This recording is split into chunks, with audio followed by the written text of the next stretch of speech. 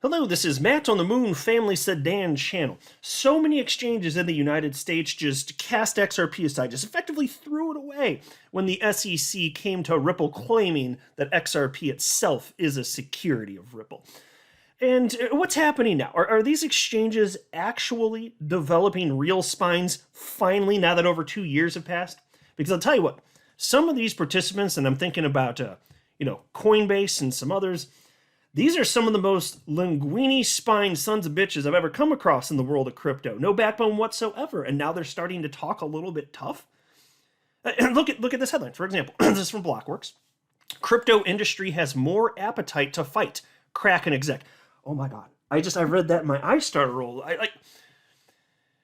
Look, it's fair enough. It's true in a general sense. The crypto industry has more of an appetite to fight because they're realizing that there's no choice in a general sense. But some of these people, like the Kraken executive says that Kraken just settled with the SEC to the tune of $30 million, mind you.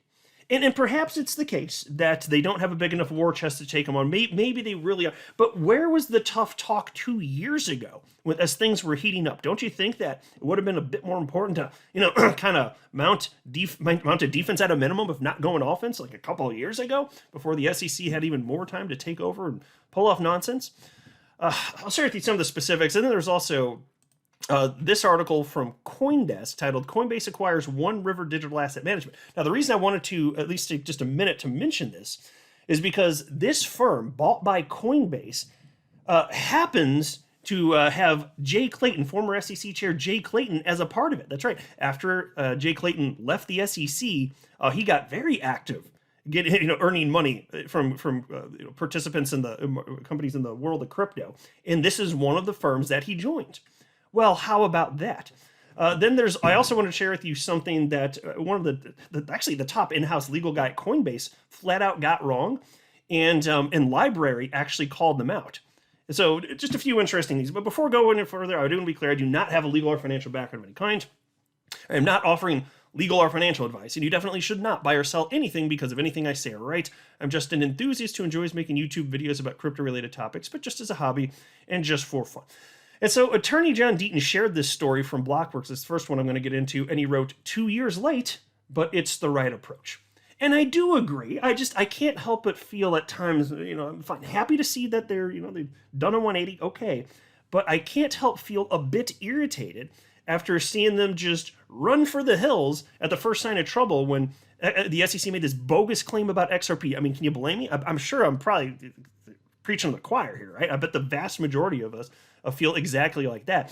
And in fact, here, Neil Hartner, who is a Ripple employee, earlier today, he wrote to John Deaton in response to that and said, by delisting XRP, they crippled their credibility to now claim they are confident tokens listed on their platforms aren't securities. The SEC lawyers will point to this as proof they weren't confident. Exactly, yeah. And so that part seems very obvious to me. And look, I appreciate the Coinbase, they did file an amicus brief in the SEC v. Ripple case. Okay, cool. But, the idea of just throwing XRP overboard along with our entire damn community, causing tremendous, it's part of what ultimately caused tremendous financial harm here. This isn't even the best approach for them. And so attorney Deaton responded to that and he said, what's worse is that Coinbase went to the SEC and met with Hinman, Valerie S. and others specifically about XRP. Coinbase argued that today's, meaning 2019's XRP, was not a security even if Ripple had violated securities laws prior. The SEC did not dissuade Coinbase and XRP was listed. Now, spot on. That does make it absolutely gross. And so let me share with you part of this Blockworks article. The SEC is after crypto, but Coinbase and Kraken say their operations are sound. Well, let's pause and note. Kraken just settled, so for the moment, yeah, I think they're actually fine. For the moment. Now, it doesn't mean that they won't have additional trouble coming down the road because there are all sorts of new and unique allegations that the SEC can and likely will charge against Kraken. But, they'll be completely different because you can't try the same thing twice, and they already agreed to the settlement, so that's done. But they got $30 million this settlement out of Kraken. Anyway, piece continues. As enforcement actions alleging unregistered securities offerings heat up in the United States, Coinbase and Kraken are confident tokens listed on their platforms are not securities, regulatory leaders from the exchanges said Thursday. We're comfortable that the products we are offering in the US are not securities, Scott Bogus, vice president of global regulatory policy at Coinbase, said during a panel discussion at the Milken Institute Future of Digital Assets Symposium in Washington, D.C. on Thursday. The tokens on Coinbase do not behave like securities, Bogus added, pointing to the lack of dividends and residual interest. But, he said, even if all the tokens were ruled securities, Coinbase could make it work. What would we do? The simple answer is it could be done, Bogus said, with sensible rules. Now, I will tell you, upon reading that, I just kind of like did a facepalm thing, and I'm like, what are you talking about? Because you would have to completely change the nature of securities laws in terms of the register, or at least in terms of the registration process. That's for damn sure. Because you can't register a decentralized cryptocurrency for which you do not have control. Because part of the thing is, if you're issuing stock, like, you have to be able to control it, and you have to know who's purchasing it. There are requirements. You can't satisfy those requirements with a decentralized cryptocurrency. So what does he mean you can make it work? You'd have to completely redefine what the hell a security is, and then at that point, what type of game are we even playing?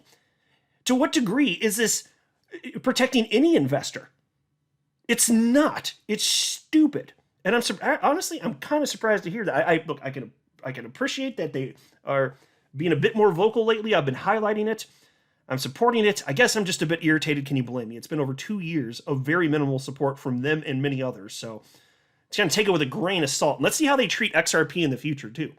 I'm very curious to see what happens. Are they going to relist XRP if we get a good ruling? Or are they going to worry about an appeal from the SEC or something like that? I'm just skeptical. That's all I'm saying here. Anyway, peace continues. Jonathan Jackham, global head of policy at Kraken, agreed. When it comes to advancing exchange policy, leaders need to think about how to adjust crypto laws to fit crypto, he added. He said, quote, disclosures, market integrity, conflict of interest rules, it's not reinventing the wheel. These policies have existed for a long time, but there are nuances with this technology, end quote. Jackham's comments come shortly after the exchange opted to settle with the SEC for $30 million and an agreement to discontinue its staking product. Even though Kraken decided against a court battle, Jackham said that the industry is ready to fight. He said, quote, appetite to litigate in this industry is as high as it's ever been, end quote. Well, at least that sentence is easy to agree with. So what else is up Coinbase's sleeves here, though? Now, this is interesting. So, again, this headline from Coindesk, rather. Coinbase acquires One River Digital Asset Management. This is Jay Clayton's firm, folks. Jay Clayton's firm. Cryptocurrency exchange Coinbase said it bought One River Digital Asset Management, an institutional digital asset manager, as it looks to expand beyond its core business catering to retail customers. And I'll pause note, I don't need to read this article, just to reference the point. Here, we had the news breaking in March of 2021, almost 2 full years ago. Here you can see the headline, former SEC Chairman Jay Clayton to advise One River Asset Management on crypto. Now, this is after he spent years damaging crypto critically, but now, based on his connections, no doubt they wanted to have him on board, feel a little bit more protected. Man, what a revolving door. Anyway, so back to this piece. One River Digital, a U.S. Securities and Exchange Commission registered subsidiary of One River Asset Management, will become Coinbase Asset Management and will form the foundation of Coinbase's investment advisory service for institutional clients, the exchange said in a blog post Friday. Terms of the deal weren't disclosed. Yeah, so I can't share anything beyond that, but isn't it curious that they're purchasing a firm that Jay Clayton happens to be closely affiliated with? And all happens to be on the institutional side? Okay. Attorney Fred Rispoli, member of the XRP community, shared a story from Bloomberg covering the same topic, and he wrote, ugh, the Coinbase One River deal makes me sick because Jay Clayton is likely filling his bags once more. Interesting that One River seems to have scrubbed Clayton from its site, even though he's still there, lurking. And so he notes that he's in the last paragraph of the Bloomberg article. And then there's this. So there's Paul Grewal. Now, Paul Grewal is the chief legal officer at Coinbase. And at the end of February, he said something that I suspect he firmly believed was true, but ain't quite true. So February 27th, he tweeted out the following. Expecting profits from a couple of guys' efforts doesn't by itself turn a commodity or anything else into a security. The Supreme Court and lower courts have rejected any such notion over and over again. Now, okay, if you ignore the library case, which just came to a conclusion months ago, then yeah, that would be 100% correct. There is nothing else. But now with the library case, that's a lower court. And what was found in that case? And the top in-house legal guy at Coinbase seems to be blissfully unaware of this. How is that possible? He's the attorney. And so the official library, a Twitter account, retweeted that and wrote the following. Coinbase's chief legal officer is spreading a falsehood. The First Circuit just found that mere holdings, even without efforts or marketing statements, make something a security. Many assets on Coinbase meet this standard. We wish this wasn't true, but it is. And so again, when Paul Grewal says, from Coinbase, says that, a couple people making efforts, this or that, doesn't turn something from a commodity into a security, that's not how this works. And that's true based on legal precedent, but you find if you're looking at the library case here, that judge did come to a different conclusion, literally. In fact, here's the relevant snippet. This is written by the judge in the SEC v. library case, coming up with a nonsense ruling. And this is completely disgusting, but in case you missed this when the news broke, check this out. This is how bad it's gotten, and Coinbase's top legal guy is unaware of this.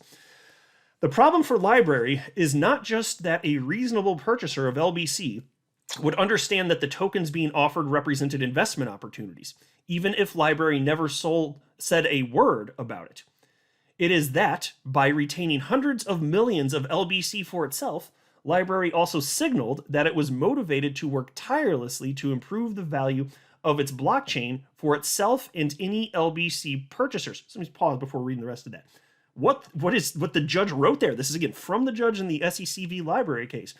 The mere fact that that library holds a bunch of tokens, the LBC credit, the library credit tokens, just the fact that they hold it, that's enough.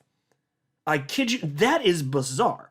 Now that is outside of any sort of previous precedent. That's for damn sure. That's what this guy, that's the half-baked idea this guy came to, the conclusion he came to. And then he said, this structure, which any reasonable purchaser would understand, would lead purchasers of LBC to expect that they too would profit from their holdings of LBC as a result of library's assiduous efforts. It's astonishing stuff, folks. If that's the standard, just because basically for the judge to even write that, what must he be thinking? He must be thinking that common interest equates to common enterprise, which is effectively what the SEC argues in the SEC v. Ripple case. But common interest and common enterprise are not the same thing. There can be all sorts of participants within any ecosystem building any number of projects, and the fact that somebody would build on a blockchain, what this guy's arguing right here, because he doesn't know what the ever-loving hell he's talking about, the fact that there would be a developer with a financial interest of any kind means that, hey, there you go, you're in violation. Even just holding the tokens. Now, this is new. That's the problem. Completely, utterly disgusting. So basically, you can't build anything with any cryptocurrency in the United States because, again, you don't even have to sell. Even if you just hold it, you're now in violation. Well, that's novel, isn't it? And so I wish that library were financially solvent so that they could push this further. But it looks like it's lights out here, unfortunately. They got attacked, and they're the victims of this, and now this is the real world that we're living in right now. Ridiculous, right? So we're to the linguini-spined bitches from like especially early 2021. What in the ever-loving hell? Like, do you understand why we're a little bit frustrated? Do you understand? I think it's a fair question. I'll go ahead and wrap up here. I'm not a financial advisor. You should not buy or sell anything because of anything I say or write. That would be a very, very, very bad idea. Until next time, till the Moon family sedan.